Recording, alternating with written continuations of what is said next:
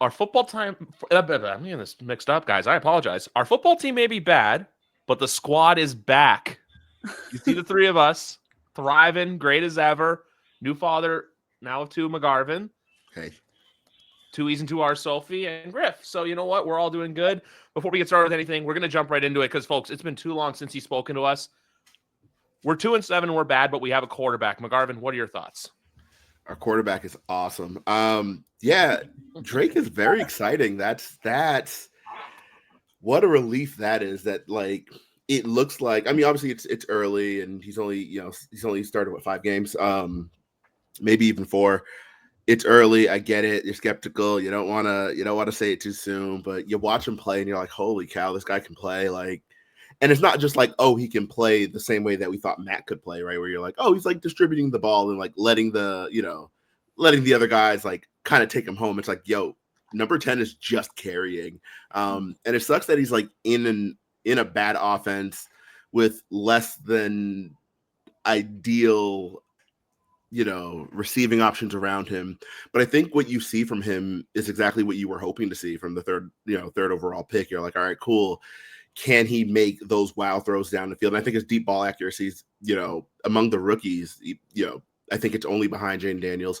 I think his intermediate accuracy is really good. His short accuracy, he needs a little work. I think he misses wide a little too often, but he's hitting those throws from the pocket and you're like, cool. And then you see the off schedule stuff. And that's really where he's like really eating. You're like, all right, cool. He's breaking the pocket and he's making off platform throws, down the field, and they're being completed. And it's not because he has like some amazing receiving talent around him. Like I said, I think it was, it's less than ideal. I think it's just because he's putting the ball in a place where like it'd be really hard not to catch it. You think about that play on Sunday against Tennessee where he's rolling out, he scrambles, he's drifting to his right and he throws downfield to Ramondre Stevenson, and the ball is just like right there on the rope as both guys are moving to their right, and Ramondre's covered. Pop Douglas, that's who. Pop Douglas is covered, and yet the ball is right there. He just puts his hand up and there it is, a completion, because like the ball is so on the money. You even think back to the scramble play to end regulation, the touchdown to Ramondre Stevenson, same kind of thing where in real time you're like, oh my gosh, was that fluky? And then you watch the replay and you're like, not even a little bit. Like he just made the throw. Like that's insane. And so you see a guy do that and you're like, holy shit, what does it look like in a real offense? And I just think that's really what's exciting. Obviously the scrambling, he did at UNC. I still really didn't expect it to be that big a part of his game because like NFL coaches are really skeptical about their quarterbacks running. So I kind of thought that, AVP and them guys would kind of try to like tamp that down and all that. And we saw that like, that's just not the case. He's going to rush the football. He led the team in rushing 3 of the 4 games he's played. And he was 2 yards away from it the other time. And in that game, the game where he, came up 2 yards short, he only played a quarter. He got concussed. So like his rushing ability, I think adds such another dynamic to his game that you're just like, whoa, I didn't think we'd see it so soon. So you're watching him and you're like, okay, he's putting it together really fast.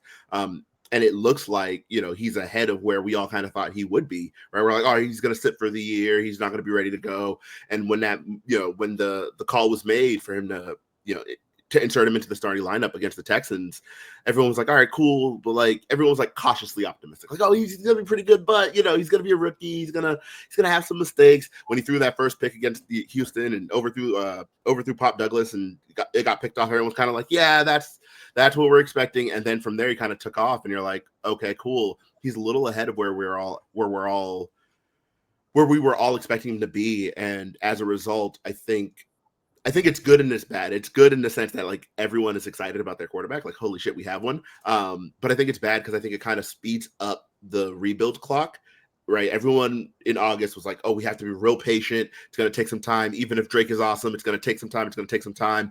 And then he came out and he was awesome. And everyone's like, all right, you got to trade for this guy, and that guy. And then sign this guy, sign that guy, and cut these guys. And you're like, you're right, but it's still a rebuild, right? We're still a bad team. Right, like they're a bad team. So, but I understand it. Like it's exciting when you have a player that's like that good out of the box. You're just like, oh shit, like maybe we can like make some noise a little sooner than we expected. Not this year, probably not next year, but with a guy like that who you see and you're like, oh shit, he can play. It feels like, maybe it's time to speed things up a little bit. Yeah, I completely agree in the sense, because I've always said this, where I've looked the next offseason, because guess who's got a lot of money to spend? And this is the one thing we talked about last year. I know I talked about the two of you, and I believe McGarvin and I, the fact that last year there was so much in-house stuff to take care of. There's none of that this coming offseason. Everyone of importance is locked up. The only person that was under contract, that was going into a contract year, got traded. Obviously, there's some other guys like Aquale and stuff like that, but we'll figure that. That will come as go. I was referring to Josh Uche. My big thing has always been 24 is the bad year. 25 is the year where you're like, if we are at this time next year where the Arizona Cardinals currently are at, I'm more than happy with that. I have some stuff I have to say about them later. But by 2026, I think is when your name is in the hunt graphic, in the wild card spot, maybe competing for a division. Because let's be honest, we don't know what two of the teams in our division are going forward. Because, well, we killed one, which is another one of your great tweets when you're like, you're one of us now, fuckers.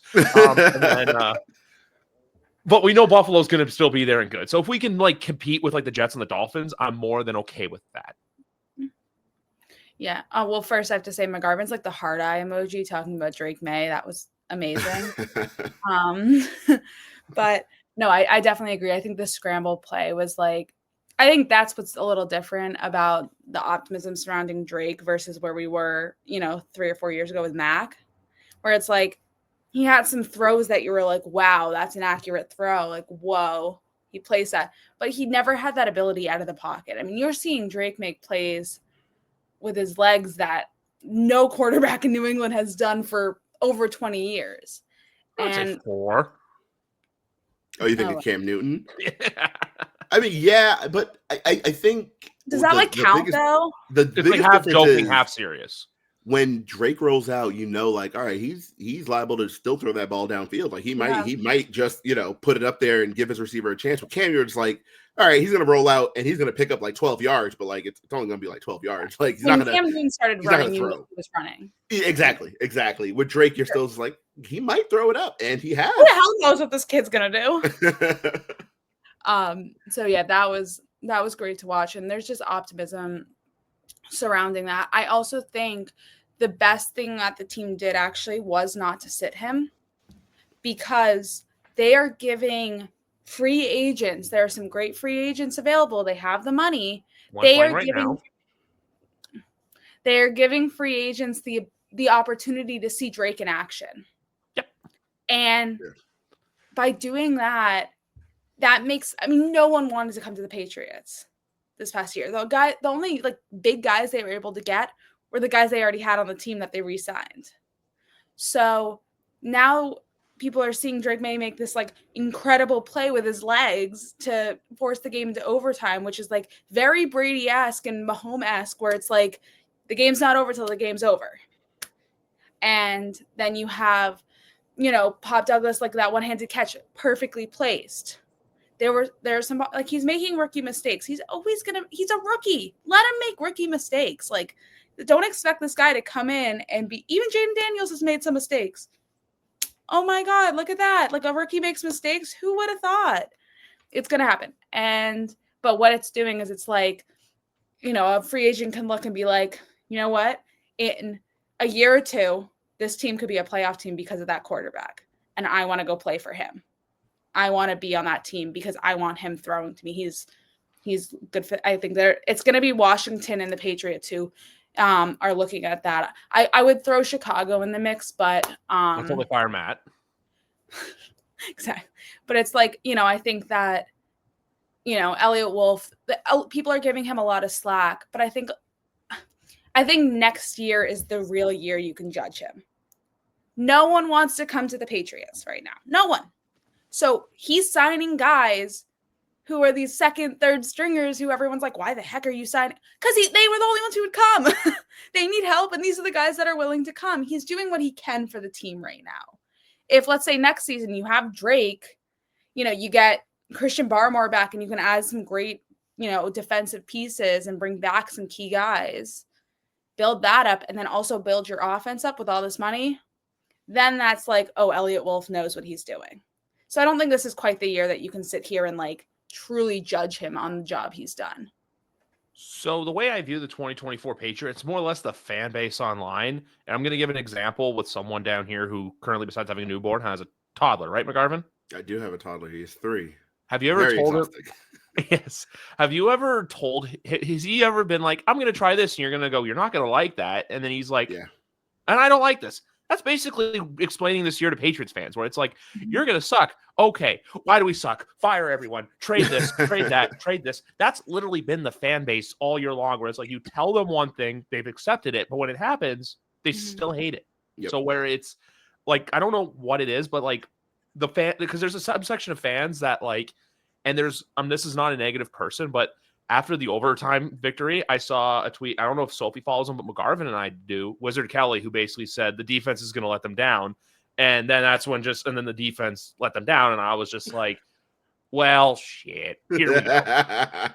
But See, but I have a different take on that. I don't really think the defense truly let them down because they held them to 3 in overtime. Yeah. If that's what we're talking about, I spoke to Devon about that, and it was like Devon Godshot, and he was like, "Yes, there were things we needed to do better. Like there were multiple moments, like the Titans that drive that forced Mac to have to tie it up, things like that. Where yes, the defense there were moments, but what I will say is the holding them to 3 points in overtime, giving Drake the ball back and letting him have that opportunity. So covering the spread. I'll let you take that one. But like there are things like that where I don't think it's fair to blame the defense entirely. It was just no, it's just a comment I saw online that like I know. I'm just that was happening. I'm like, oh god, my little got to defend the defense. Yeah, I agree with that take. Generally speaking, I think the defense on the year isn't great, but it's not a bad defense. People are talking about them like they're a bad defense. I think though, like what we're seeing is the defense is getting a lot of crap for playing a lot of snaps and not being able to like shut teams down when they're on the field that often. They held Tennessee to 20 points throughout the game, right? 17 in regulation, and everyone's like, "Oh yeah, they're getting killed out there," and I'm like, "Not really. Like, what are we looking at? Like, no. Like, they had the short field. They converted the short field after the Drake May fumble, converted that into points, and everyone's like, all right, like, look at this. Like, Jonathan Jones is out there getting cooked, and I'm like, yes, he gave up 3 catches on the day. Like, the 2 punts. Don't forget the 2 punts that put them in good field position. Exactly. So it's like, I don't know that I agree that with as much and Wizard, he's someone I talk to a lot. He's so emotional during the games. He gets so into it, and that's just how he is. He's a big fan of the team, and so he says a lot of things on Sunday that he doesn't necessarily agree with on Tuesday. And I think that's one of them where he in the moment you're watching the defense give up 6 yards here, 6 yards here, 4 yards here, 3 yards here, and you're just like, holy shit, can you get a stop? And that's a common thing that happens with a lot of people. They're like, oh my god, you get a stop, but at the same time, like they do get the stop. The ball comes back to the Patriots. Patriots go 3 and out. Defense back on the field. And everyone's like, holy shit, defense, get a stop. And I'm like, they did. They did. They did. It's been 3 plays. They're tired. Like, so irritating. That wasn't a knock at the comment. It was just saying more like. But generally, it's a comment that gets made by a lot of people. And it just feels like it's because we're watching the defense play a lot of like they're just playing a lot because the offense isn't really able to get it together. And that's despite having a really good quarterback. You see things like, against New York, I almost called him New Jersey. They would be real mad at me for that. But against New Jersey, we had all those drops, and everyone's like, "Oh, look at the defense, can't get a stop. Rodgers is gonna shred." I'm like, right, but like the offense keeps punting the ball because they can't catch the fucking football. Like we cannot keep putting it all on the defense. Now I get it. We all kind of thought like the defense would be really good, but at this point, attrition, trades, and just general regression has really hit them. So it's like, y'all really ain't doing not really doing what we hope they do. The run defense is legitimately disappointing though, and I get that Jawan Bentley's out, and so you're like, all right, like we lost our. No one realized how important he was to that run defense. Oh, no one understood how much he did because he wasn't always getting the credit on the tackles and stuff, but he was like the blocking. Oh my god, like watching him play on that run defense, like New he's age so high tower. Yeah, like was like so good on run defense. So losing him, you lose Christian Barmore to blood clots. That was your best defensive player last year. Yep. And now he's out. You lose Matthew Judon in a trade. Which is looking like a good trade now. Yes, because he is not doing a thing. And I believe he was benched this past week. So you want to look at the proper definition of cooked, right, McGarvin? Yeah, my God, right? Like he is, he might be washed up. Like, he did a lot with the Patriots, regardless of what's happening this season. Judon was a great defender for the Patriots. So it's just, then you have some off the field issues that I personally, I'm not going to get into right now. Mm-hmm. But you lose a starting safety who also made a lot of plays. He was in terms of probably your second or third best defender last year. You're losing all of these great players. So obviously, Kyle Duggar's been out like 2 weeks now, and he hasn't practiced. He hasn't practiced once this week. Yep. Shit. Yeah, so he'll still be out, and and here's where I think the criticism of Wolf is valid, right? If everyone's, I know people are on him and they want him to like have, went out there and signed all of these like star players. And where I'm at is I think he could have done much better kind of filling out the middle portion of that roster. We're just looking at a situation where like, Bentley went down and he's your best run defender. And you're like, dang, that's tough.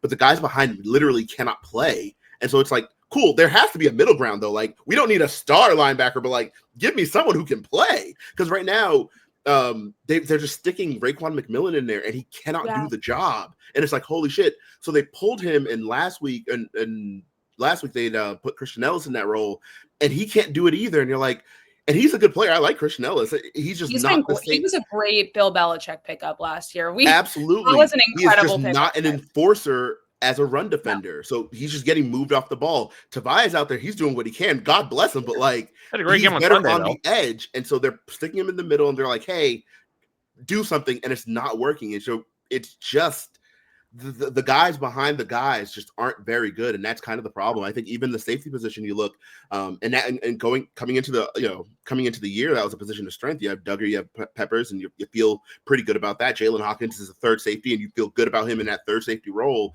All of a sudden, he's a starter, right? Del Pettis is playing major snaps every week, and Marte Mapu is awesome. Done very well, though. He's done well for what what his expectations were. I think there are some issues that you can't fault him for because he's a rookie, right? Like he's just a rookie learning on the job, and he's an undrafted rookie learning on the job, playing a role he did not expect to be playing this year. It's gonna look the way it looks. Cool. We kind of needed something in between that though. Like right now, it's like it's not a lot. The cornerback situation, Christian Gonzalez is him, obviously. Jonathan Jones, everyone wants to trade. Everyone wanted to trade prior to the deadline, obviously. And they're like, oh, he sucks now. And I'm like, all right, even if that's the case, even if you honestly, truly in your heart believe he sucks, which is not the case, but even if you think he sucks, who's behind him? Are you a big Marco Wilson fan? I doubt it. No. Do you want to see more snaps from him? No. Like, it's I don't know. The team feels top heavy, and it's weird to say that because the top isn't that good. All right, so it's like a top heavy team where the top's not that heavy. It's just the bottom is just really, really light. Like there's just no depth, and so that's where it gets tough. And that's not even talking about the offensive side. Like, right, we're looking at the offensive line, and it's like everyone's like, oh well, who could he have signed in the offseason? And I'm like, I understand your skepticism with a lot of these, the free agent, offensive linemen, and everyone's like, well, Tyron Smith is washed. I shouldn't have signed him. Or, Jonah Williams, he's on IR now. He's not even that good. And I'm like, yeah, but are they better than Chuks Okorafor? Yes. Yeah. And maybe we should have looked at them. I just don't know that the answer for offensive line was, hey, we're going to bring in Chuks Okorafor and we're going to bring in, oh my God, I am blanking on his Nick Leverett as our top backups, and we're gonna call it an off season. I just don't think that's enough, and I think it's fair to say that because like it wasn't enough in March as it was happening, and I think most of us said that like as they were happening, everyone's like, oh, that's cool, but who's like the guy? Like that's a cool depth option. Who's the guy? And then a few days later, you're getting reports like, Patriots think Chuks Okorafor can be a starter, and you're like, are you serious? So I don't know, man. Yeah, that's just a big thing though, where it's like, okay, we're doing this, okay, but you got to do this and some more. You can't just That's just where have your Elliott Wolf taking- did fall short, was the Yeah. offensive line. And that one I think he knows. Because, I think, again, you said it, Chooks of Corafort was not your answer on offensive line like you thought it was going to be at the tackle position. Nick Leverett, again, I think, though, the only thing I will say with Nick Leverett is I think he was brought in as more of a guard. They never they never had a solid backup for David Andrews because it's almost like Jake you don't Andrews want to think play. about it. Like, Jake got hurt, and I don't think Jake was that good in the first place. That's what I meant. No, but that's who you drafted as David Andrews, backup, and now he's out.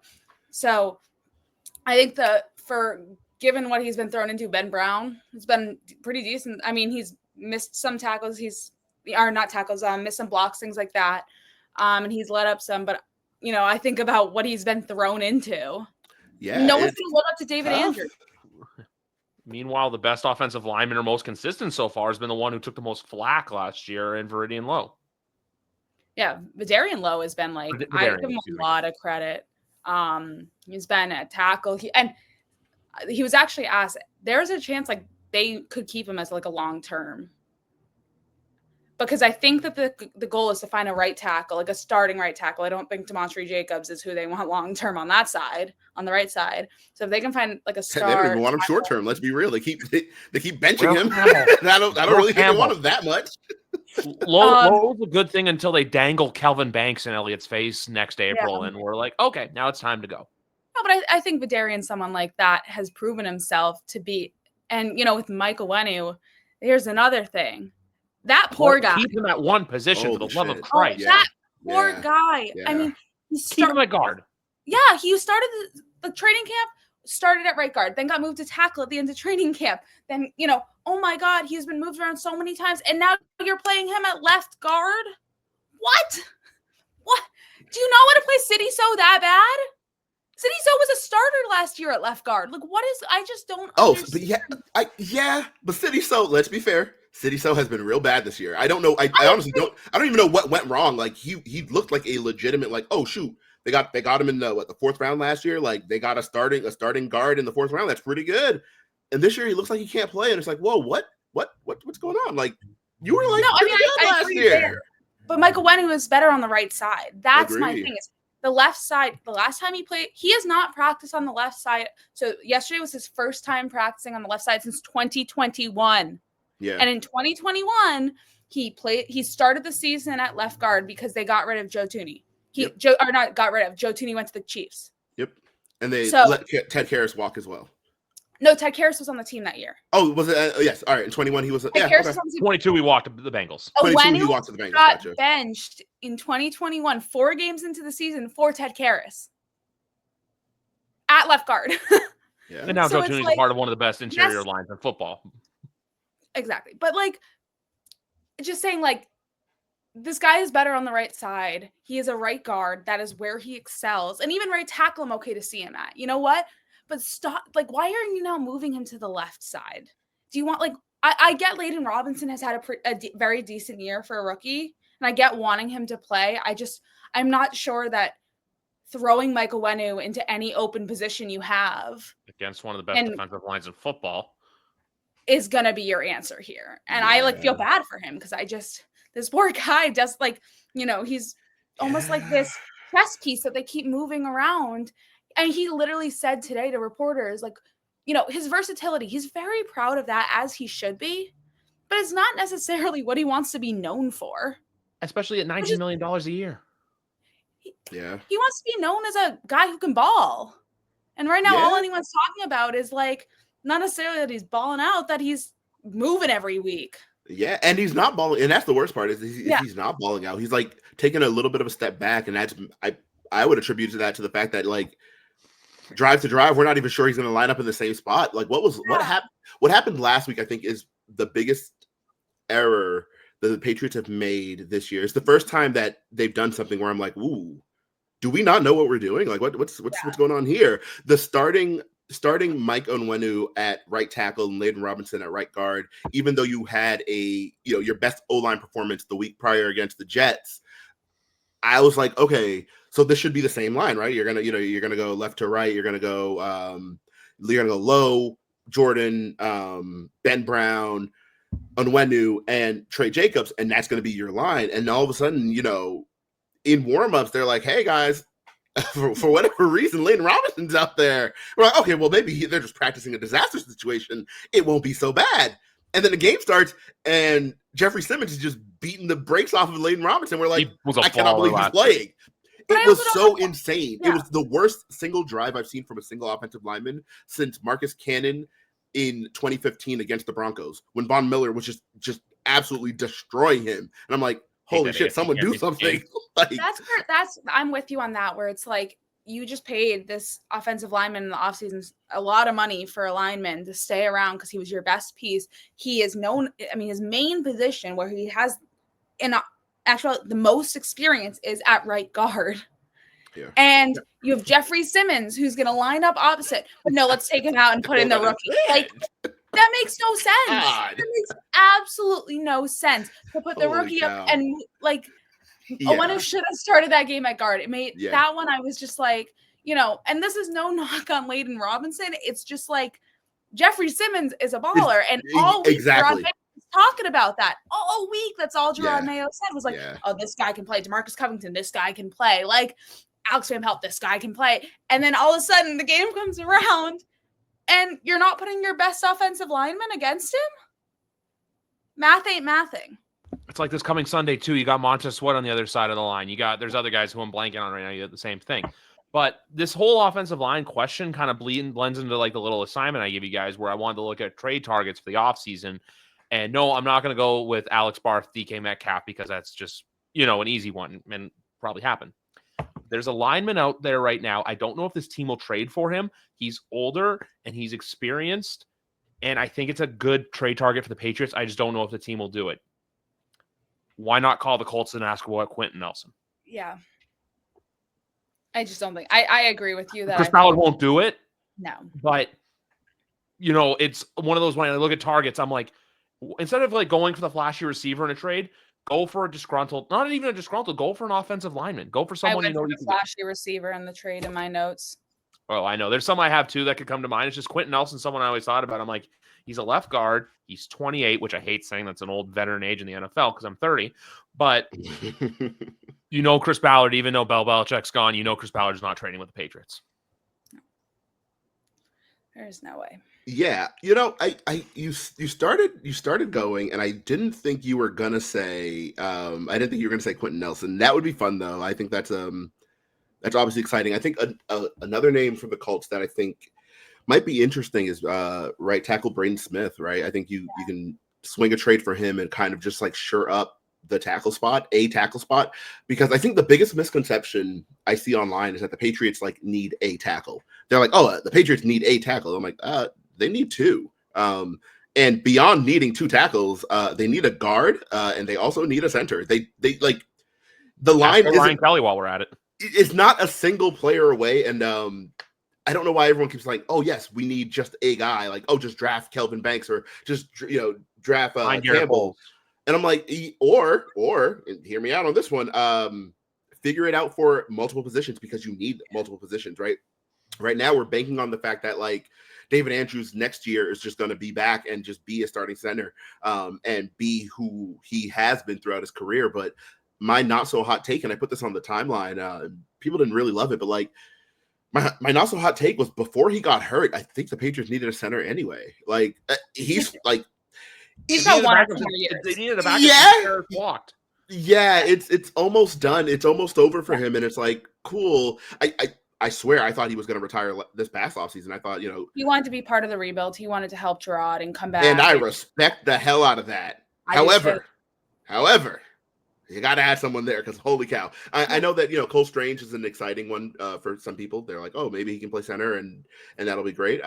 He just hasn't really done it. He did it the week of the Senior Bowl, but like hasn't done it in game throughout college. Maybe he did in high school. I didn't go back that far, but I know that, so he's someone that like, they're like, oh, we can just stick Cole Strange in there. And I'm a Cole Strange truther, right? I didn't like the pick when he was, selected, but I think the play on the field has been like, fine. He's just not really been healthy. But when he's been healthy, you're like, this is one of your 5 best offensive linemen. Yeah. Like pretty pretty clearly, like, cool. So you're like, you can stick him in at one of those spots and feel all right. But for the most part, the line is a mess. And so I think if we're talking like free agent or not free agent, if we're talking offseason trades, it'll have to be multiple linemen IMO. Like, I think you probably just need to raise the floor of that room, because right now it's the same kind of issue I talked about earlier with the roster kind of being top heavy, where it's just like, cool, if we trade and we get we trade for a Braden Smith or whatever, and you're like, cool, like we got the right tackle situated behind him. There's no one there. Like, you kind of just got to like raise the floor of that room. Now, Kane Wallace could obviously be somebody if he develops, but we can't just assume that. So far, what he's put on tape hasn't inspired that kind of confidence. So, like, I don't know. I think the Patriots need to be active in all of the areas of improving the roster. I know they say they want to be a draft and develop team. I absolutely understand that, but you don't have enough draft picks for the amount of positions you need to fill. And I don't just mean starters. I mean, again, depth. You just don't have enough draft picks to fill out the depth of the roster. And right now, that is what's killing them. They just have no depth. On top of the top end talent not being that good, I think you can get by on some of the top end talent. It's just none of them are out there because everyone just keeps getting hurt. You also have 130 million plus reasons why draft and develop's not going to work. I just looked up a quick list of free agents. I just talked about them being one of the best offensive interior lines in football because their tackle play can be atrocious. Throw a bag at Trey Smith. Yeah. I know he's a right guard, but still. Throw a bag. Well, I mean, he's a right guard, but at this point, who knows what Michael Onwenu is? They just move him around week by week. So some weeks Onwenu's going to be at center next, like in 2 seasons. Onwenu's just going to be at center, and we're going to be like, there we go. He finally found it. Bingo! I love the games, and this is my New York Jets shirt, like Creed Humphrey does. Yeah. I don't know, man. I again, there are a number of targets that I think are less exciting for a lot of people that I think the Patriots should, look at anyway, because I just think they just need more talent, right? I can't imagine that this is where they want to be, where they're looking at guys like Jaquelin Roy, who's been really good, right? He makes a play a week, I say. I just don't think you're in a spot where you're like, hey, Jaquelin Roy and Trey Jacobs are guys that we're relying on to play heavy snaps for us. Like, these are guys who are practice squatters, or guys who literally were not here, this time 3 months ago. Like, they just weren't employed here. And now all of a sudden they're like, hey, these guys are going to give us 40, 50 snaps a week. That's not really where you want to be at, and Ben Brown, a good story, and all that. And I have my own issues with Ben Brown. I think he's a really good pass protector. That just is an absolute liability in the run game. And agreed. Again, he's a young player. He's played, I think, 6 snaps prior to being inserted as a starter, 6 career snaps. Like, he just hasn't played a lot of football. He's not someone not someone that you should have to rely on to be your starter. Coming in on Thursday, he was signed off the practice squad on Thursday, and on Sunday he's your starter. That's not where you need to be at. So I think the Patriots need to be active in the trade market, and if that means player for player trades, make it happen. I remember talking to him after that game, and he's like, I have not slept. He's like, I have been on a plane. Yeah, I'm positive he couldn't even spell Foxborough at that point. He hadn't even been here long enough. It was like he did a red eye, I want to say, like, whatever the night was. And then that was a Thursday morning, like, past his physical, and that was that. Yep. And he was and then he's your starter. But as I do want to say, for the draft and develop part too, that prolongs the rebuild. And when you have Drake May balling the way Drake May is balling, you should get some veteran. I mean, I'm not knocking the draft and develop. I think that you should still be doing that, but I don't think you should be drafting these guys and then relying on them to be week 1 starters. You can't swear by it. That's where that's what I'm saying is that if you have some veterans in the room who are your starters for a year or 2, you're signing them to these short-term deals. And then these rookies get to learn from some of the best in the business. And then they're called up and it's their time. Look at what could happen. That's all I'm saying is I think there should be a healthy mix of both, not just one. And I think the Patriots are relying too heavily on one. Agree. I also looked up while you guys were talking too, I looked up the center free agency. Ryan Kelly is a free agent this offseason. Two other names I noticed as well is the guy who puked on the ball in Green Bay earlier this year, and Josh Myers. That was the wildest story I've ever heard. So sick. And then for Oh Jordan Love to like say like, "Hey, yeah, I kind of ran the ball because like I had to run it." Like, yeah, like it was covered in puke. I'm like, oh my goodness, football is the greatest. That's what sold McGarvin. Nothing else in this world until someone puked on a football, and McGarvin's like, "I'm here to stay." He's for the football guys. McGarvin's a big fan of football guys. The other guys I saw on the list too is Connor Williams, but he's just been bouncing around too much. I don't know where that's the best option. Another one I saw too is Bradley Bozeman, currently with the LA Chargers. Yeah. Or should have never left Carolina. That was weird. Or if they really want to get frisky, but I doubt it because he's probably going to get paid handsomely by the team on the screen this year. But Tyler Linderbaum, I doubt that's like a dream bucket. That's like you got to draft and develop those guys. But Tyler Linderbaum is one of the better centers in the NFL right now. Yeah. You have to remember though, if you're signing these guys, they're coming into an understanding that they're probably sitting back up to David Andrews because they're not going to bench David Andrews next. That's the only thing I will say is that unless he retires. Unless he retires, yep. Yes, but he's been at the facility every day. And it didn't sound like he was going to retire. I think he told, I think Mass Live was the one who reported like he's planning on playing at least, like the reason he got the season-ending surgery was to play more. He could have played through it and then retired after the season and gotten the surgery and have been done.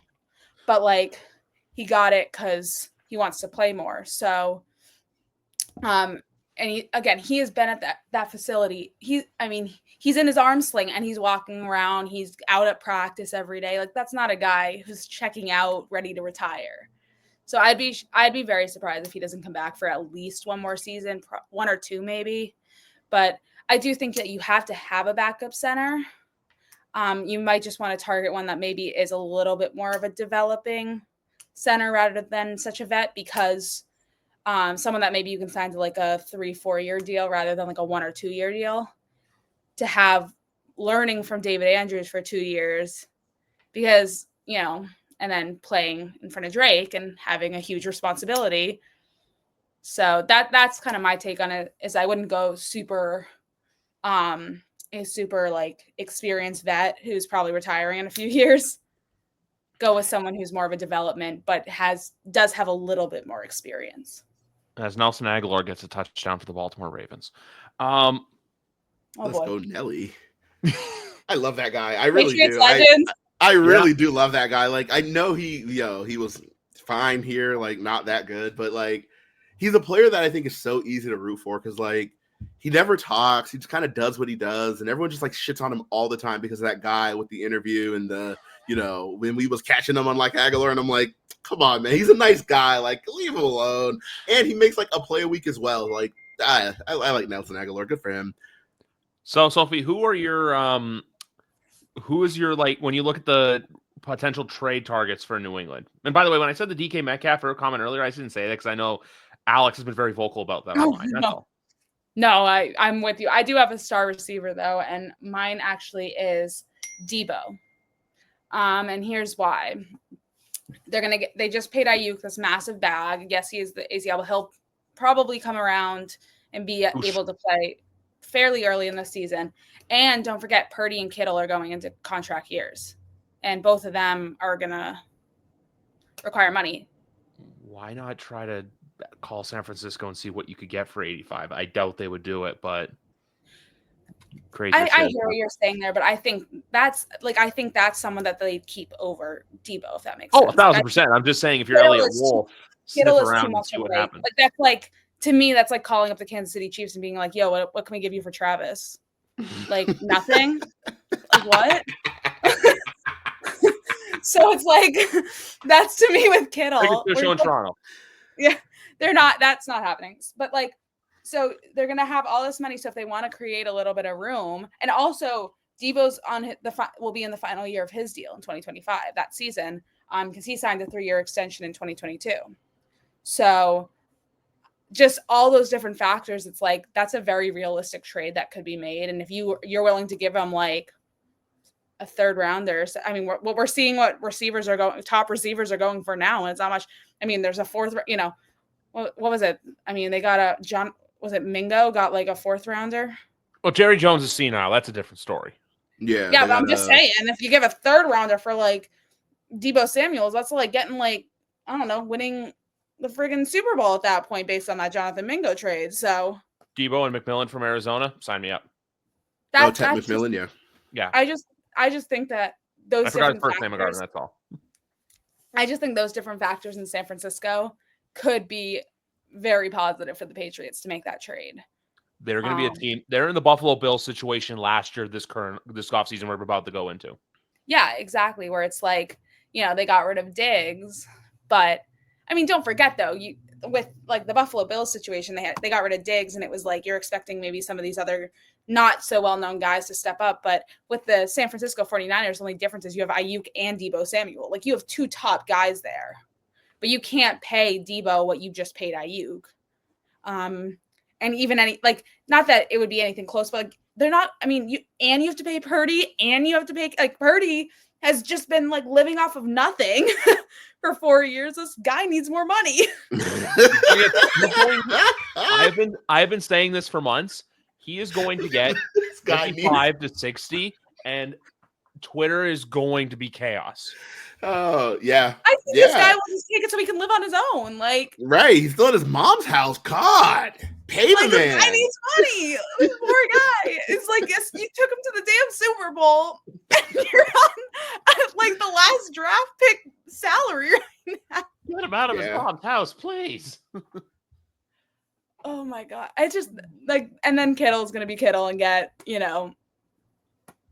the bag. So it's things like that where it's just like they're going to be in a situation where they might be more willing to make a move than ever before. Or you trade for David Njoku and get Jedrick Wills and just become the Cleveland Browns. Well, that's if you keep Alex Van Pelt. Yeah, that's another question. I think they will keep him. That's the thing, and I think they should. Even though oh my gosh. So all right. So I'll get to my trade guys quickly. Can I just add one thing? Yeah.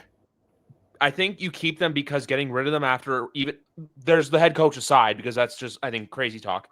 Robert Kraft is not a dysfunctional owner and lets the football people football. They're not giving up on someone after 1 year. If next year we're still at the same spot where they're a 2, 3, 4 win team at the end of the season, then you fire people. But for now, it's year one of a rebuild. People just need to accept that. Boston Sports Radio.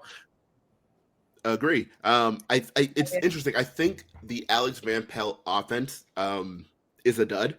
And I just mean that schematically. I don't mean like, the players and everyone's like, but look at what he's working with. And I'm like, yeah, but like, we're trying to run a wide zone without the personnel to run wide zone. And you're supposed to play action off of that. And we're like near the bottom of the league in terms of play action passes. So I'm like, I don't really see it. The route spacing is still kind of an issue. It's been an issue for the last 5 years though. So it's not necessarily an AVP specific thing. I think there are issues with his scheme and his play calling, which is fine. Like, there are issues, but I also don't think you get rid of him because I think it's good for Drake's continuity, right? It's just good to have the same people over, and you're not restarting after a good year in terms of development. Good year in terms of development. It's not a good year. We're 2-7. But I think they should keep him. Even though part of me doesn't want that. I understand that they should. That said, you said Jedrick Wills. He needs to let Drake be Drake. That's what he has to do next year.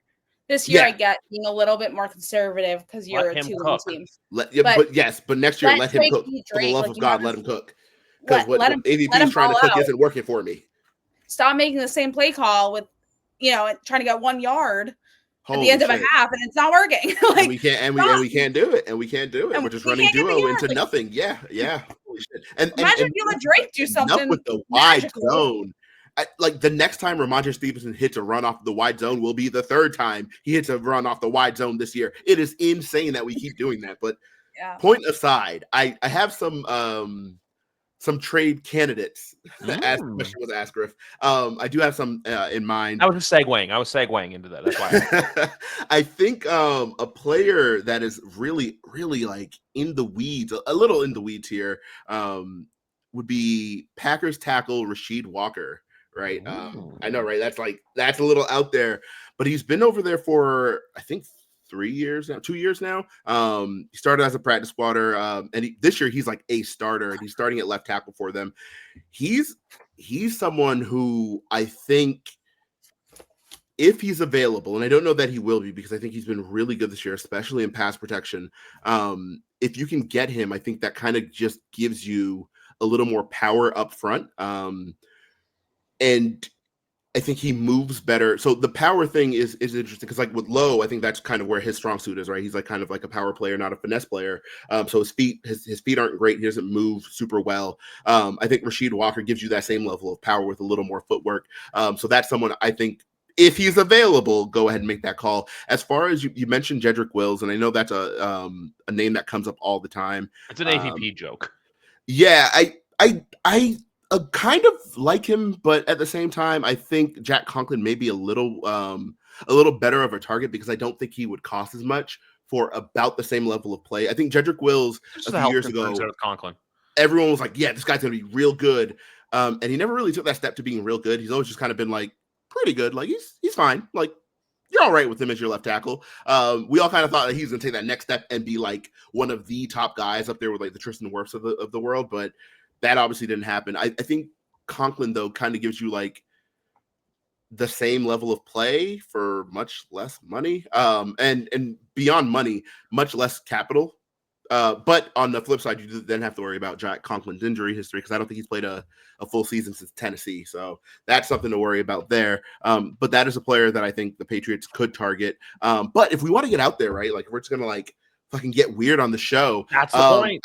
I'm going to pick a starter, someone who is actively starting for a good team right now. And I'm like, I think he could be available. Texans right tackle Titus Howard. Right. And I know they just signed him to an extension. I think it was last year. So, you're like, oh, why would they trade him? But they also spent a second round pick this past offseason on Blake Fisher, left tackle. They have Laramie Tunsil at left tackle. I can see one of those guys being available. And for my money, it makes the most sense to move Titus Howard, right? You stick Blake Fisher at right tackle and you're kind of like set. Leave Laramie Tunsil out there because I think Laramie Tunsil is still one of the better tackles in the league. Easily one of the top 10, left tackles in the league. And so that I think if you want to get a return on your investment of Blake Fisher, moving Titus Howard would be the way to go. And if he is available, my God, get him to Foxborough. Just saying. So those are my three on the Garvin will host side. the welcome party. Yeah. I'll pick him up myself. I'll walk down to Texas and I will piggyback him here my damn self. It may take a few days, a few weeks, if you will, but I'll get there. Houston to Walpole. It's a bit of a distance. I'm trying to imagine like Forrest Gump, but like you with like him on your back running. Mind you, the crazy thing about that image is Titus Howard and I are like almost the same size. He's like an inch taller than me, and we weigh about the same. So I'm like, yeah, like that would be a hell of a sight. We'd be like a huge dude. But yeah, like I said, make him available. I'll bring him myself. There's another name I thought of for trade because it's a reclamation project, but I remember his play, and there's nothing I want to do with this player. And that's Evan Neal with the New York Giants. I just thought of it because he has been terrible at right tackle. Yeah. But he had a lot of problems coming out of Alabama. That's the thing, like where everyone looks at that draft class where it's like he's been terrible. But also the other thing is the other top lineman in that draft, Eke Ekwonu, does not really look that good either. Yeah, and that's weird because like his rookie year, he looked pretty good, and then everything fell apart. And I'm looking to blame Carolina for that because I like blaming Carolina for a lot of things. I think it's them, not him. I think he's great. Yeah, they suck. I just said Evan Neal because I was like, you could probably get him for like a conditional seventh or whatever. Yep. Yeah, I'm also factoring in cost of acquisition. That's why I went Jack Conklin over Jedrick Wills because I was like, yeah, it probably won't cost you nearly as much.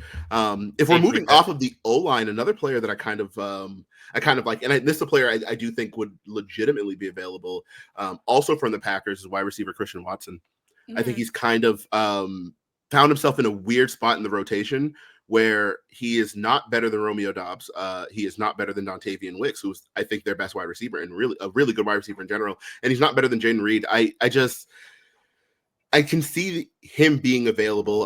They also have Bo Melton, who's like kind of emerging this year. Finally, my stocks are paying off there. He's kind of emerging. So you're like, okay, cool. Christian Watson could be the one who's, on the outs there. And the reason I name him is because I think the Patriots will need another speed receiver, right? Because right now they have Tyquan Thornton, and I just don't think he is back next year. So you kind of just need someone whose best skill is that he's fast as shit. And Christian Watson will catch the football. So you're like, all right, cool. Just like go ahead and make that trade if he is available. And I suspect he will be. There's one other Texan actually I have to name because this is a very realistic one. What side of the ball? Offensive side of the ball. Ooh. Oh, I don't know. Oh, John Mechie. John Mechie. That's the one thing. Fun fact. I know. Is that how it's pronounced? Yes, it is Mechie. Holy shit. His brother Royce plays for the Toronto Argonauts. I've gotten to know him. I kind of got some inside info on John last offseason before training camp and everything like that, because obviously there's off-field battles with health issues. But he's lost in the weeds there, and he was great at Alabama. Yeah. Get him for a 6th or a 7th round pick. He was the receiver I wanted most in his draft class. And that's my Bama bias, and I know that, and that's okay. I am who I am. I am a flawed individual, but he's someone I wanted so bad. And then he went to Houston, and I was like, no, the Pats picking like 6 picks. Leave him alone. So that would be sick. I would love that. One thing I want to do before obviously we talk about what's been cycling at the bottom, for as negative as we've been, I want you guys. I have 2 things to say because there's some players in this team that have been positives, if you will. I have one for like a coming out. I have one for just we know he's a baller. But the one I want to give flowers to the most is special teams coach Jeremy Springer. Yeah. And also to the fact that my Marcellus Dial stock's kind of paying off because he's a bit of a good special teamer. Yeah, he's a really great gunner. He's been great. He's a really good gunner. Yeah. He was given an impossible task of having to step in after they lost Slater, and like he's kind of, and he's pretty good at it. Yeah, he's like. I said that back to you guys in July. I said that I wanted to see Marcellus Dial, and it's paying off. That's how I spoke to Dial, and that's how he was like early in training him. That was how he was like. That's how I'm going to make this team. He's like, I got to show him I'm good on special teams, and and he did that. And look at him now. But my 2 players, the one that he's a baller is Marcus Jones. I'm sorry, just like versatile all over. He killed someone last Sunday. He's just a good football player. Yeah. And then the other one Watching him on the punt returns is so fun. Like he just like juking out. For as much as his rookie season was filled with struggles, I got to give Keyshawn Boutte his flowers. Yeah. McGarvin, last guy on the train, is getting his flowers. Yeah, I have soured so much on him, but he's doing what he needs to be doing, and like at this point, we're just looking for a reliable player. So I don't care if I'm wrong. If I was wrong on the fact that like I was kind of over him, like I don't care if I'm wrong on that. Like sick, hell yeah, prove me wrong, hell yeah. Like Keyshawn Boutte, he looks good. He looks like the one outside receiver who kind of just knows what he's doing at any given moment. Yeah. And that includes Kendrick Bourne, who this year doesn't really look like he's sure of where he should be. Great glue guy, though. Oh, absolutely. Yeah, and so you have to keep him. Yep. And so he's just kind of like getting in the groove of it. We saw, in the Titans game where he's just kind of like, okay, like it's kind of working. But the misfires prior to, he got that really nice drive, the 2-minute in the 2-minute situation last week, where he caught like three or four passes, on that one drive, and it looked really good. I think there were misfires earlier after he returned from IR that were all just a matter of like reps. Like the ball is just like slightly off because like he's just like a yard over from where he's supposed to be, or he's like looking over the wrong shoulder, things like that. And those things will kind of get, ironed out as, more reps happen. But I think Keyshawn Boutte is the only guy who's out there on the outside who consistently knows like, all right, like he kind of looks like he knows what he's doing. If the ball is incomplete targeting him, it's because the ball was either overthrown or, the defender made a play on the ball. It's never because he was like running the wrong route or in the wrong spot, or he dropped it. I forgot that part. He did drop a few, but he looks like he consistently knows what he's doing. So I agree with you. Give him his props. Yeah, I know. I mean, I think like, listen, you have these guys who are proving themselves more and more as the season goes on. I mean, Pop Douglas is Pop Douglas. Keyshawn Boutte has really stepped up to the plate this season. You have Hunter Henry, who's your best guy right now. Happen when? Yeah, give him the football. Get him the football. But my whole reason for like my Debo take, because there were other guys that was on my list, is I think that you need this one big name guy. Oh, absolutely. I'm just trying to On be this nice to the team I team. love. No, and I'm with you. And I think some of this receiving core has a lot of promise and should stick around. But if you have this one big name receiver too, don't forget you can get him the ball at any time, and he's probably going to make a great catch if you give him a good throw. But at the same time, that's a guy who will be double teamed, and you have these guys like Pop Douglas and Kayshon Boutte who can also make big plays, who probably won't be double teamed because you have a big name receiver on the roster. Well, would you look at that? T. Higgins. T. Higgins, indeed. Manifesting it. Are you not in on T. Higgins, Sophie? I'll obviously take T. Higgins. I Number just 5 at wide receiver in a Patriots uniform. That's got to look good. I mean, listen, I'm very okay with T. Higgins. I'm not saying it. I just think there's like some injury stuff there that true. Is a bit of a risk. That I think, and it's not even just this year. It's like low key, he's kind of missed like a little bit of time every year, and it's never a ton of games. You're never like, oh yeah, he's just gonna miss 9 games, but like he be banged up. He do be banged up, and that's my only like better Devontae Parker, if you will. Yeah. Then again, I like Devontae Parker, so I have Devontae Parker. That's a comparison you want to make right now to get people excited about T. Higgins, just based off of how I'm not a Devontae Parker hater. I'm just saying like last season, was not it. And I don't think that's the comparison to make. If you want people excited about, let's go get him. That's fair. Then again, I know I have a type at receiver. Like I like big receivers, like guys who aren't necessarily like burners. Like, oh yeah, they're like, oh, but that guy's not that fast. I'm like, yeah, but he's huge. Like big guy. Like he's like I like big receivers. So like, get me a T. Higgins. I'm absolutely with it.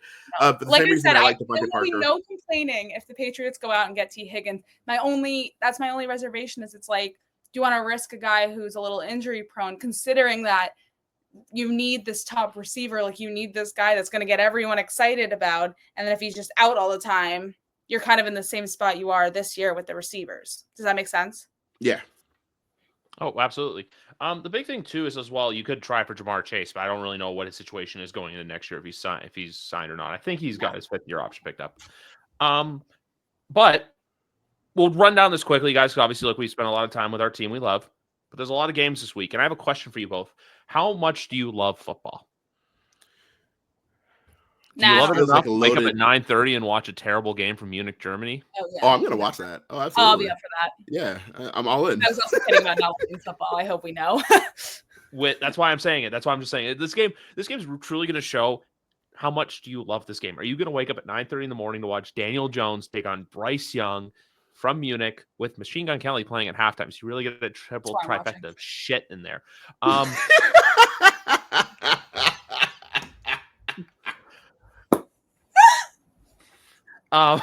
Like the only thing I have to say about this game, besides how bad it's going to be, is the fact that the spread. I do spread numbers by this. Sometimes a number doesn't make sense to me, and I know the Panthers are bad, but I will never ever trust Daniel Jones as a heavy favorite at -5. I think there's a chance the Carolina Panthers win this game, and then Daniel Jones by Thanksgiving is benched because guess who's got an injury guarantee that kicks in for next season? If they're going to move on from him, I think he gets Mac Jones to put in 2024. Hey, Mac's the starter this week. Last year, Mac. I can see it. They'll probably just like Russell Wilson him, where you're like, yeah, he's healthy and all that, but like he's just not gonna play. He's not healthy. Yeah, I can see that. I'm all in on that game. I think that game is both teams are similar levels of suck. So like that could be like a pretty good game. It's like kind of like do you remember the like back in the day where like Thursday night football was reserved for only bad games? So like every year, Jacksonville in those gold uniforms. Exactly. Titans, Jaguars. I think, and those games used to be the best games because they're like, oh, these teams both suck. Didn't Derrick Henry go like 200 yards rushing in one of those games? Who? Derrick Henry. Oh yeah. When he had the 99 yarder. Yeah, I remember that. If you remember, I remember before the Rams left St. Louis, they had the color rush game, the mustard ketchup game. Yeah. They played the Bucks. Yeah, both teams sucked, and that game was awesome. So, like, it could be a great game. It could be, but what do you guys think? Do you think? Also, I'll say this too: for as bad as they are, I think Dave Canales is the right guy to lead them. You just got to give him time. I think you also just got to give him like a team. functioning roster. That's Yeah, what I mean. that roster is not good. That's what I mean. It's not a good roster. Give them time. Yeah. Give them players that can actually play the game. Yep. And go on from there. Also, if the Patriots really wanted to, I'd maybe try to get Adam Thielen on a vet deal if you can. Do we have a preference in winner for this one? Do we think Giants? Do we think Panthers? Do we think I think Carolina wins it. Yeah, I'm with you. Yeah. For our next game, it's our game, New York versus Chicago, which I have a surprise. Last week, I actually made ribs to watch the Titans game. This week, I'm going to try and make an at-home Chicago-style deep dish pizza because why? An ode to the opponents. Honestly, for as much as I love the Patriots, this feels like the Bears have to win this. Otherwise, this is essentially their season because their schedule goes to hell after this because they play no one but the NFC North, the Seattle Seahawks, and the San Francisco 49ers. And for all the talk of bad, I also didn't realize they're 0-18 on Sundays away from Soldier Field. Like, Jesus Christ, that's bad. Like, we know the Bears season probably isn't going to go the way it's wanted to go, but this feels like the kind of game that they get. Yeah, I think give me Chicago as well. If I were a betting man, I'd put money on Chicago. Obviously, I'm going to be rooting for the Patriots, but I don't think the Patriots will win. Same.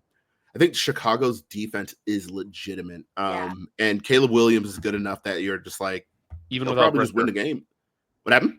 I was going to say, even without Jaquan Brisker, I don't think he's going to play Sunday.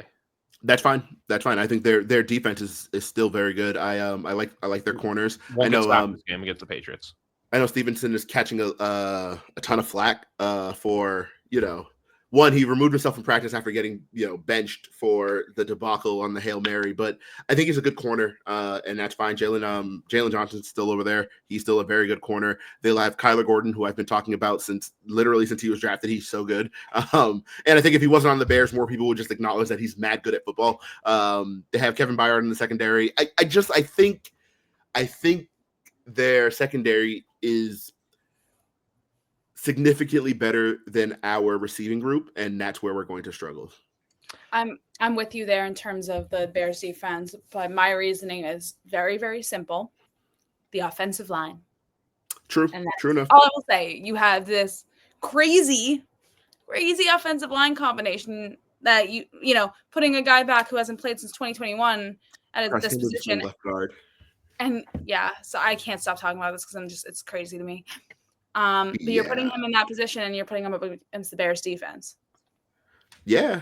And he has to contend with Montez Sweat and DeMarcus Walker, who's still over there as well. That's tough. That is tough. No Darnell Wright for the Bears, but still. That's not going to matter. The Patriots can't rush the passer. Yeah, and the run game is going to have struggles with the run game because you're switching up the O-line again. Yeah. It's going to be Drake May leading the way on these crazy-ass scrambles, which are going to be fun to watch, but it's not going to win you a game. They're asking. Here's the thing this season. They are asking too much of Drake May. They are asking him to be their entire offense right now. Yeah. You're not going to ever admit that, but it's just based on the games he started, that's what you're seeing. You want to know one player I think could have a big game for Chicago Sunday? Cole Kmet. Keenan Allen? Oh, absolutely. Oh, that's a given. Kyle Duggar's not going to play. He's their tight end coverage guy. The responsibility at that point is going to fall to Del Pettis and Jalen Hawk and Marte. See, but here's the thing: they haven't been using Marte as much in like single coverage against tight ends, and I kind of thought that's where he was going to thrive. So I'm just like, all right, cool. They're going to like Del Pettis and they're going to like Jalen Hawkins on that matchup, and I don't like any of those. So like, I see Jalen Hawkins probably going against Kmet. Yeah, and that's tough. You got to put Hawk up against Kmet, and that's a tough matchup because Kmet is a good player. Very underrated tight end. Yeah. Indianapolis versus the Buffalo Bills. I'm going to keep it simple. Buffalo is I can't believe the amount of people that casted them off and said that they were going to miss the playoffs or just take a regression step back. Yeah.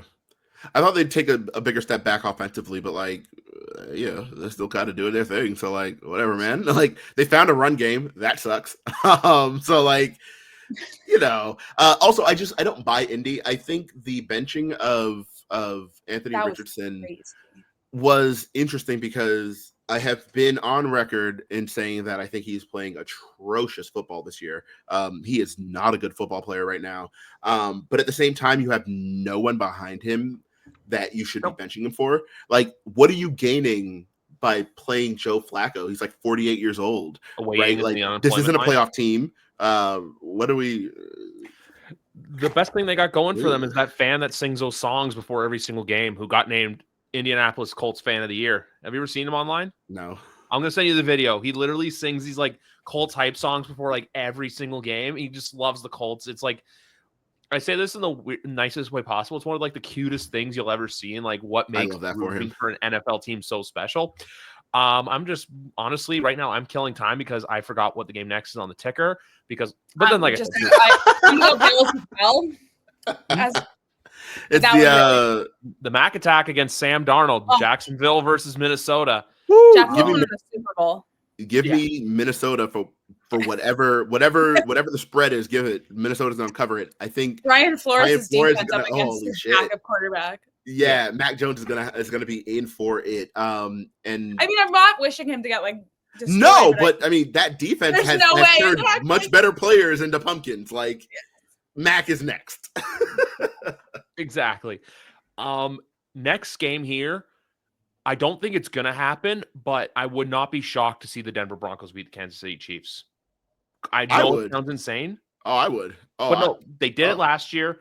And also, but I'll say this: I don't think it happens, but I think the Broncos at least cover the 7.5 points. Yeah, because 7.5 is a big number. Against the Chiefs. Yeah, 7.5 is a big ass number. They're bad with big numbers. That's the thing with the Chiefs; they are a terrible spread team. Yeah, I don't love Bo Nix, so I'm just like, I don't see it. I think that defense is too good. I don't buy the Broncos, man. I'm sorry. And I know like PS2, that's it.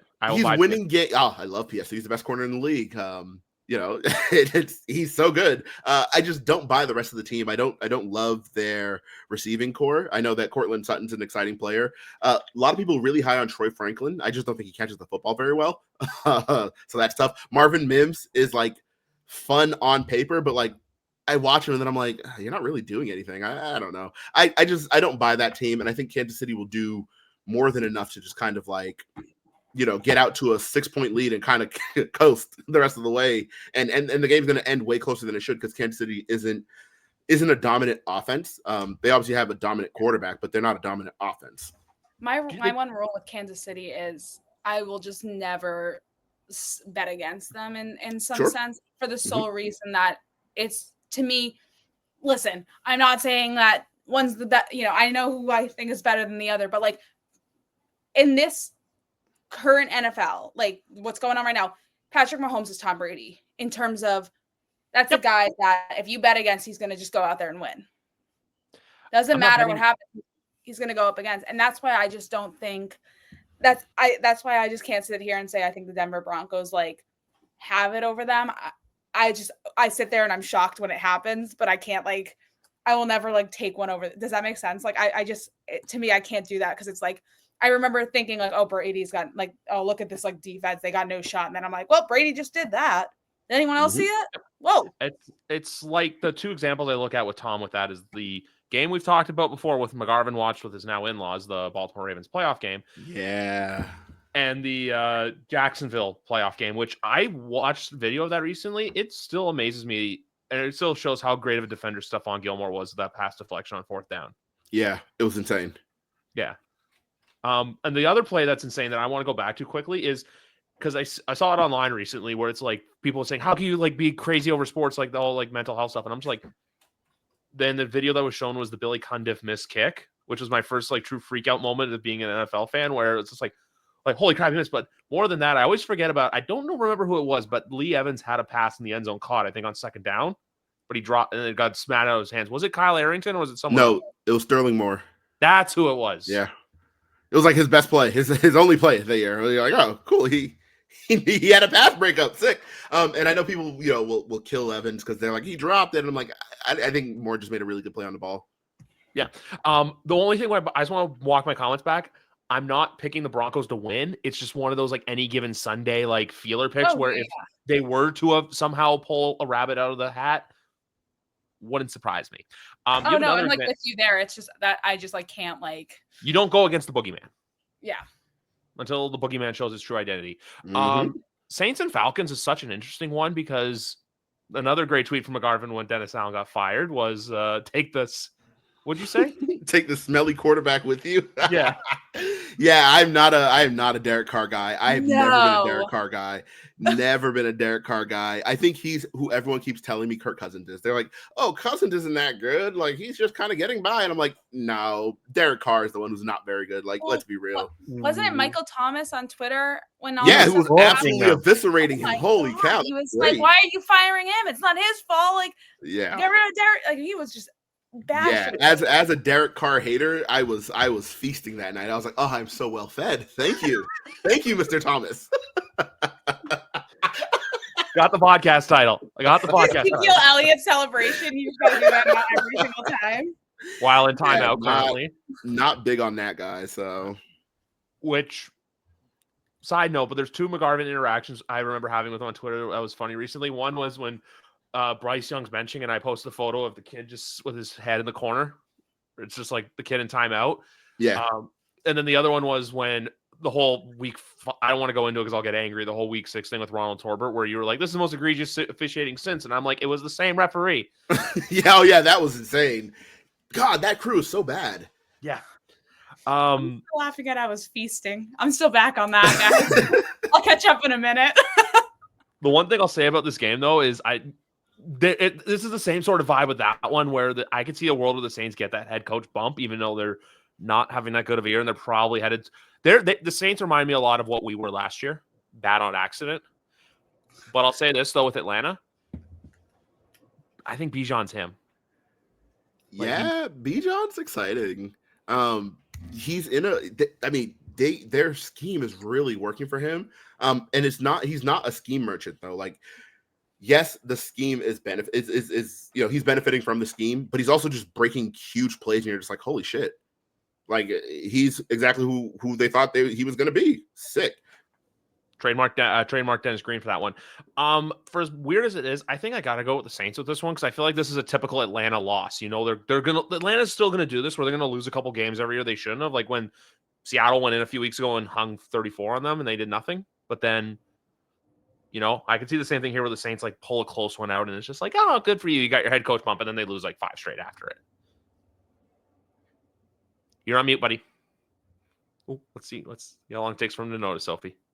He did this before we started filming. I'm just gonna let everyone else know that. Yeah. Log in and you're just like, hey, look. I would buy that, but I think the Saints roster is so beaten down that I can't buy that they're going to win the game. All right, everyone is hurt, except their quarterback, and he sucks. So like, you kind of wish he was, just because like, you know, it'd probably give him a better chance. But I don't know. Trading away Marshawn Lattimore, losing Rashid Shaheed. Chris Olave, I believe, is still out heading into this week. I don't see it. I don't see it. And they don't have a run game for whatever reason. Yeah, my fantasy football team really hates that one right now. Tampa Bay and San Francisco. I'm going to keep it simple. San Francisco. San Francisco. I'm not going to get political, but I feel like Nick Bosa is going to have a game.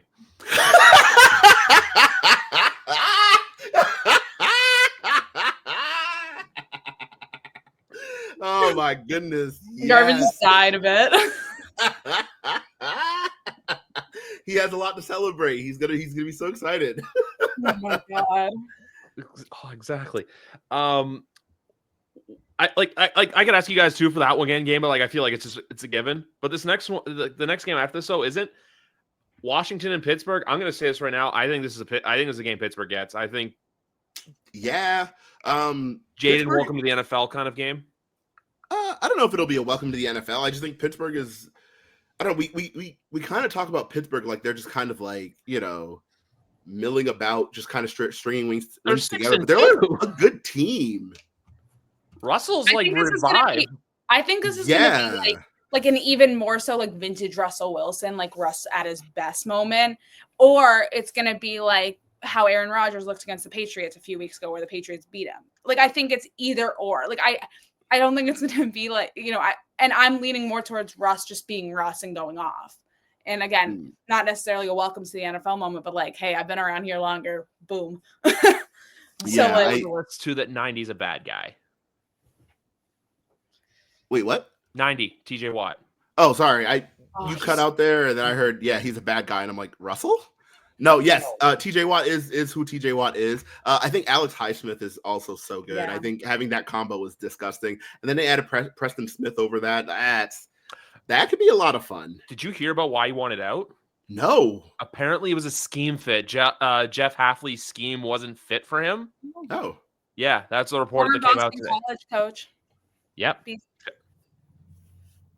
BC. I'm not sure how Billy OB's doing right there, him and Bears, but I know they've had some moments, especially Castellanos is a pretty good quarterback. Yeah. But yeah, that's the thing I was just gonna say with Preston Smith was just proper. He just wants a better scheme for himself. For him. Chargers Titans, same thing. This is a Titans come back to earth. Chargers, low-key, really good defense. Yeah. I can see that game going either way though. I think Chargers. I don't know. The Titans aren't good, right? So They could be getting Will Levis back though. Will Levis, I think, did practice today. That means absolutely nothing to me. I knew that was coming. He's not very good. He's just not very good. But I think the Chargers are interesting because like they look like a team that should win this game running away with it, and they just won't do that. It'll probably be much closer than anyone thinks that it should be because regardless of the coach, regardless of the quarterback, regardless of the roster, the Chargers do what the Chargers do. And the Chargers just play it close with everyone. Arizona, New York. I'll be honest with you guys. I have a couple things to say. One, Arizona's always been like my darling team this year, where I'm like, I want them to do well. But two, not only as a player, but a person and a leader, Kyler Murray has really matured this season. I haven't seen a ton from Arizona just because, again, my focus has mostly been on what's going on around here. Yeah. But I was always very high on Kyler Murray when he came out. He's also 2-0 when Call of Duty came out, so. Give me Arizona. Shockingly, go ahead and give me Arizona. I think their defense just got a little better. They just made that trade for Baron Browning from the Broncos. I think he's a really good pass rusher. I don't know that he'll play. I don't know if he'll play. I wasn't on Twitter today, so I'm unsure if he'll play. But if he plays, I think that defense just got better. I think their secondary isn't great on paper, but they play well. And I think they have a really good ground game, and I think that can give New York some real issues. And also, too, I feel like, do you remember how earlier this offseason we had a whole debate about Christian Gonzalez being cooked? Yes, yeah. People who are saying that should be saying that about Sauce Gardner because he's having a tough year. Just at the point of attack too. He's also at the catch point. Got to get stronger. Yeah, I don't know. I like Sauce Gardner. I know that a lot of Patriots fans don't because they he holds a lot and he plays for the Jets and all that. But I like him. His lunch. I think he's in for a tough time if he continues to play how he's played against Marvin Harrison Jr. Dallas and Philadelphia. I'm going to keep this short. I think Dallas keeps it close, but the Eagles win. I think Philly should walk them. They should dog walk them. I just don't think they will. 5-1 as a starter, though. Who? Rush? Is it? Rush is 5-1 as a starter. Dak was out. Yeah, Dak's out. Yeah, that doesn't matter to me. He's going to be 5-2 after this week. It's not going to be a grisly blowout because that's just not who the Eagles are. But the juju around the Cowboys is so bad right now. Like the vibes couldn't be lower. Like even before Dak got hurt, obviously Parsons and Tank Lawrence were both out. So you're like, all right, like something's not right over there. And I don't think John Mingo is going to be the one to fix it. So give me Philly. Mingo magic. Are you guys ready for Drew Lock or Tommy DeVito against Cooper Rush on Thanksgiving? Holy shit. That's the game we deserve. That's what America deserves on this day of thanks. Hell yes, exactly. That's the game we deserve as a country. I was looking ahead for next year's potential opponents for the Cowboys. There is one team that they play that if I swear to God the NFL does not put them on Thanksgiving, they've done a disservice to the fans and the team. The Kansas City Chiefs go to Dallas next year. Oh. Man. You put that game on Thanksgiving. Especially with Bill Belichick coaching. Every time the Cowboys lose, all I want to do is post that one gif of Bill walking into the stadium. Yeah. Every time they lose, that's all. Because him and Jerry are besties. I think that would be a fun game for Thanksgiving. I think though that just how they play the schedule, they'll probably not put that on Thanksgiving because they know no matter who you put against the Cowboys on Thanksgiving, they're going to draw ratings. So maybe you just like save Probably Sunday Night Football. Yeah, save it for like a I different. could even see like a Monday night or Thursday night. Like, but oh my gosh, Thanksgiving would be so Sunday good. night. It's like by Sunday night, I'm watching, but I feel like I'm also like kind of like doing other stuff because I'm like you're kind of wrapping up for the night. Yeah, you're like wrapping. Like I feel like that's like because you've been watching football all day. Yep. But like a Monday or a Thursday is like you've been waiting all day for this moment. Thank God. So that's why I feel like those are the better days for like a Chiefs prime time matchup like that. Yeah. But this Sunday though is not a game you'll be waiting and wrapping up for. This Sunday is a game I've had on my calendar for 6 months. The Houston Texans and the Detroit Lions. Oh, that's going to be it. Oh, that one I will be like fully focused on. This is the kind of game where if you're a football fan, you're just going to sit back and relax. My big question for this whole thing, also, I didn't realize how much CJ Stroud was getting sacked this year. I think he's lost 230 yards that's how much he's been sacked. That's hilarious. Yeah. Like that's a big number. For like his 230, that's a lot. Also, too, Zadarius Smith was the perfect trade for the Lions. They didn't need to go out and do this whole like Max Crosby and all this stuff. Just get Zadarius Smith. He's going to fill he's not going to be what Aiden Hutchinson was, but for what the Lions need, he's perfect. I'll also say this too. Jared Goff's another example of, I don't know, like, look, the fact same thing with him. Be patient. They were patient with him. Now he may win the MVP just because the number one seed of the quarterback for the number one seed gets it because the voters get lazy. But with this game here, look, I also love Dan Campbell. I just have to say, I think that guy's hilarious. He has every such good energy. Cracks me up. Yeah. The best thing about them recently was when Jake Bates kicked that field goal and he hit that like boom dance where he's just like, that was perfect. But they literally and look at this year too with Detroit. Now Detroit's the team on Thanksgiving where they're going to play the Bears and it's going to be, hey, it's must-watch TV. With this game though, look, I'm going to say this. Houston needs this game because they need to show the world that they need to beat someone, but I can't bet against the Detroit Lions. I can't. Prove CJ Stroud, show me something and prove me wrong that you can win. Because if the Houston Texans win this game, that puts them back on the map of, hey, you can be serious players.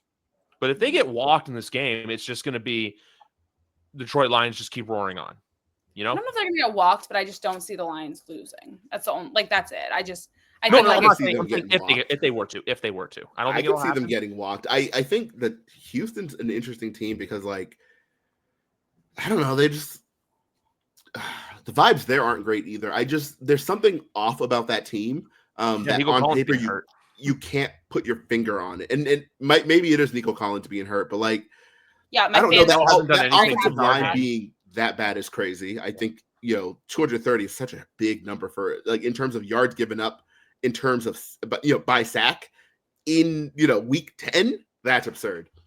I think Detroit is a wagon though. Holy shit. They just embarrass teams week after week. And it's not just their offense, even though the offense is obviously the driving force. I think their defense is like really, really taking that next step. They're also down to embarrass some clowns. So I'm like, I don't know. I think the Texans can end up embarrassed because Nico Collins is out. Stephon Diggs is, obviously tore his ACL. He's out as well. Joe Mixon, though, having a hell of a year.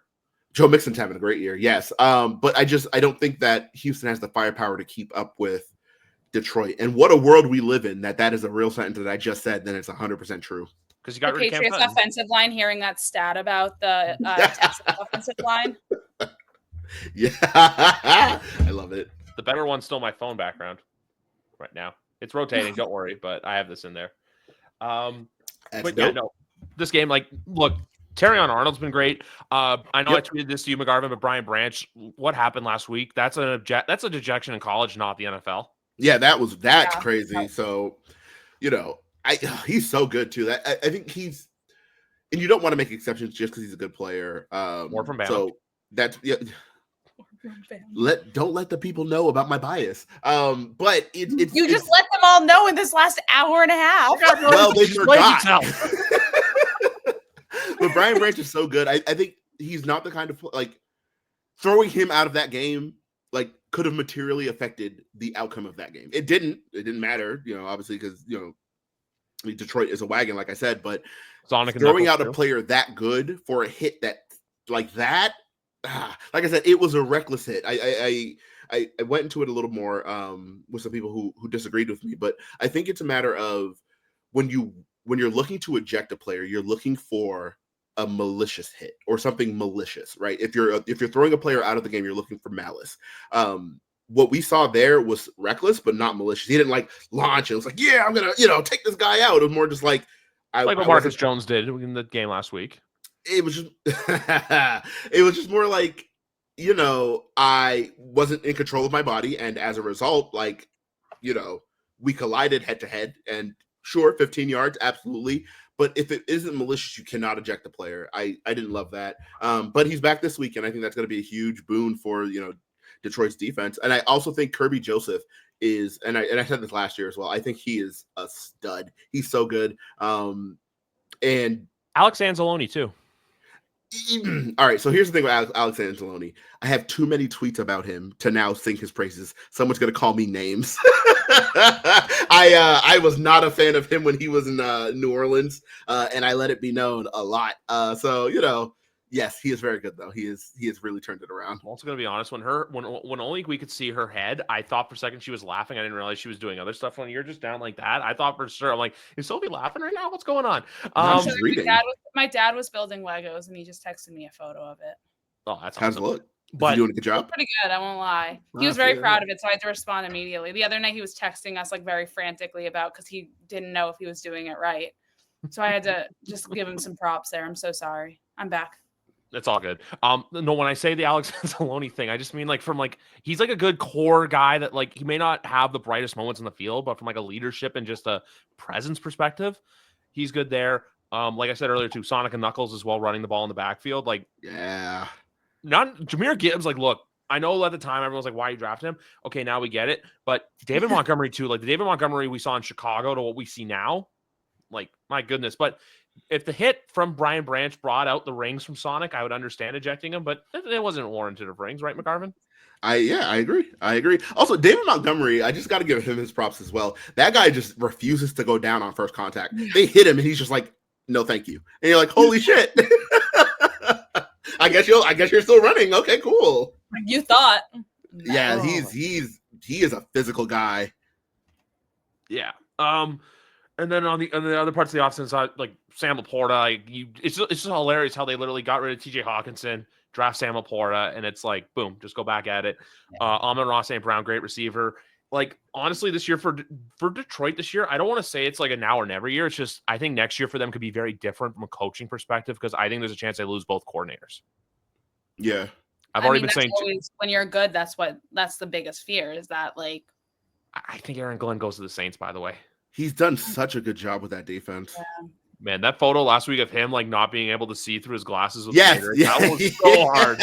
I'm like, someone get him a towel. He's got one around his neck. Oh my goodness. And then we ended all Monday night, Rams, Dolphins, not an attractive primetime matchup, but I'm gonna say Rams. I just it's something with the Dolphins. Rams get the Dolphins and then they get the Patriots. It's like a lucky 2 weeks for them. Yeah. Dang. That's gonna suck. I don't. Oh man, I'm trying to figure out which way I want to lean with that game. I think, I think the Rams, just because like the vibes in Miami are also low, but like I don't feel strongly about it because I just don't know what the Rams are doing. Could McDaniel be fired this offseason? Man, probably too soon. That but would like, be a surprising one, like a surprising kind of decision. But like, I could see them just being like, I mean, they're not going to blame what the concussions, right? They're like, somebody needs to be fired. Boom. Yeah, I wouldn't, but I also don't think that.